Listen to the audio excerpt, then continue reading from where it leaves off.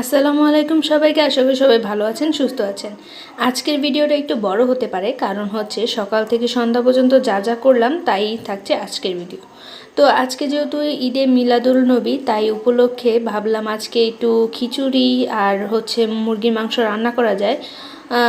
মিলাদুল নবী উপলক্ষেও না, আজকে হচ্ছে আম্মু একটা মুরগি দিয়ে দিয়েছিল। ভাবলাম আজকে যেহেতু ঈদ একটা দিন, তো আজকে হচ্ছে আমাদের পবিত্র ঈদুল মিলাদুল নবী। তো ভাবলাম যেহেতু এই দিনে আমরা ঈদেও অনেক কিছু আয়োজন করি, অনেক ভালো ভালো রান্নাবান্না করি, তো আজকের দিনে কেন করব না। তো আম্মু হচ্ছে আমি বাসা থেকে আসার সময় আমাকে মুরগি দিয়ে দিয়েছিল 2টা। তো ওই মুরগিগুলোকে রান্না করব আজকে। তো ওই 2টা থেকে একটা ভালোভাবে কেটে এখানে হলুদ মরিচ দিয়ে আজকে একটু ভেজে রান্না করব। কক মুরগিটাকে একটু ভেজে রান্না করব, যার কারণে এখানে হালকা হলুদ মরিচ এগুলো মিশিয়ে নিয়েছিলাম। আর ওই দিকে হচ্ছে আমার শাশুড়ি মা আমাকে চাল দিয়ে গেল, বলল খিচুড়ি রান্না করবে, কিন্তু আজকে ভাবলাম যে খিচুড়িটাও আমি রান্না করি, যেহেতু মুরগির মাংসটাও রান্না করব। তো ওইদিকে হচ্ছে শাশুড়ি মা আমাকে মুগ ডালটা ভেজে দিচ্ছিল। এটা মুগ ডাল নাকি যেন বলে, সরি ভুলে গেছি। তো যাই হোক, এটা সবাই দেখে চিনে নেবেন। তো এটাকে ভেজে দিচ্ছিল। তো ভেজে নেওয়ার পর আমার আম্মুর থেকে আমি একটু আমার শাশুড়ি মা আসলে এটা দিয়ে রান্না করে না, সবসময় অনেক আগে করতো, তো এখন একটু ভুলে গেছে, যার কারণে আমি বলে দিচ্ছিলাম যে এইভাবে এইভাবে করো। তো তারপরে একটু ছাদে গেলাম, যেহেতু অনেক দিন বৃষ্টি, 2-3 দিন বৃষ্টি ছিল, যার কারণে ছাদের ড্রাগন গাছটা আর অন্যান্য গাছগুলো দেখতে গিয়েছিলাম। গিয়ে দেখি ড্রাগনটা হালকা লালচে হয়ে গেছে, পেকে যাচ্ছিল। আর আরেকটা যেটা, ওইটাও সবুজ রং হয়ে গেছে, আকৃতি এসে গেছে, কতটুক হবে ওইটাই শুধু পাকা বাকি রয়েছে। আর এটা হালকা একটু গোলাপি হয়ে গেছে। তো এগুলো দেখে ছাদের পরিবেশটা দেখে খুব পিচ্ছিল ছিল, যার কারণে বেশি দূর হাঁটিনি, নিচে চলে আসলাম রান্না বান্নার জন্য। যে আমি মশলাটা মেখে রেখে গেছিলাম মাংসটা, ওই মাংসটাই ভেজে নিচ্ছি। আজকে বেশি কড়া করে ভাজবো না, হালকা করেই ভেজে নেব। এই তো এরকম হালকা কালার, আমরা রোস্ট রান্না করতে যতটুকু কালার ব্যবহার করি অতটুকু কালারই ভেজে নেব।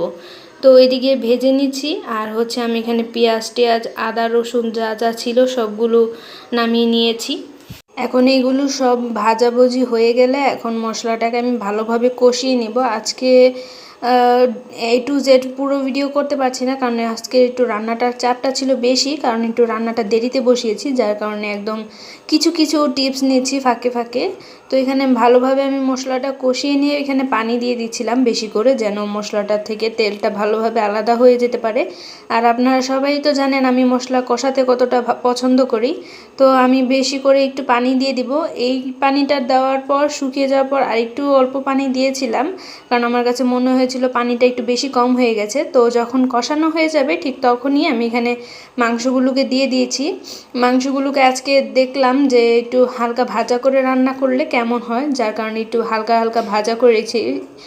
রোস্টের মধ্যে আমরা যেভাবে হালকা একটু ভাজা করি ওই রকম করে ভাজা করে এখানে তারপর মশলার সাথে মিশিয়ে নিয়েছিলাম। দেখতেই পাচ্ছেন আমার তেলগুলো কিন্তু এখনই আলাদা হয়ে গেছে। তারপর মাংসটা হয়ে যাওয়ার পর এখানে আমি চাল ডাল, তারপর মুগের ডাল, তারপর মসুরের ডাল, পোলার চাউল এগুলো সব একসাথে মিশিয়ে ধুয়ে নিচ্ছিলাম।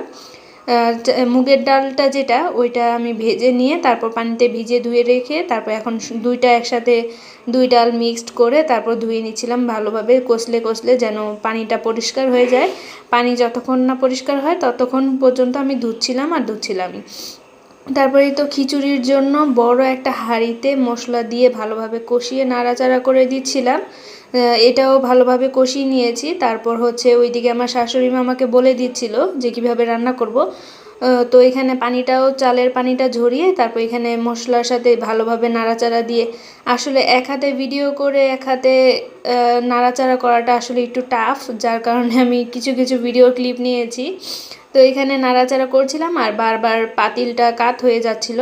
তো কোনো ব্যাপার না, আপনাদেরকে ব্লগ দেওয়ার জন্য আমি এতটুকু কষ্ট করতেই পারি, কারণ আপনারা ভিডিও দেখার পর আমাকে যেভাবে সাপোর্ট করেন, যে কমেন্টগুলো করেন ওইগুলোতেই আমার সব কষ্ট ভুলে যায়। তো এরপর দুপুরে খাবার দাবার শ্বশুরমশাইকে খাইয়ে, যেহেতু আমরা 3জনই বাসায় বিকেলবেলা দুপুরে সারাদিন থাকি, তো দুপুরবেলা আমি আর আমার শাশুড়ি মা খেতে বসেছি। এখানে খিচুড়িটা হালকা একটু পাতলা হয়ে গেছিলো, বেশি না, ঝরঝরাই ছিল, হালকা একটু নরম হয়ে গেছিলো, কিন্তু এটা ভালোই লাগে। তো এই ছিল আজকে আমার ছোট্ট একটা ভিডিও। সবাই ভালো থাকবেন, সুস্থ থাকবেন, আল্লাহ হাফেজ।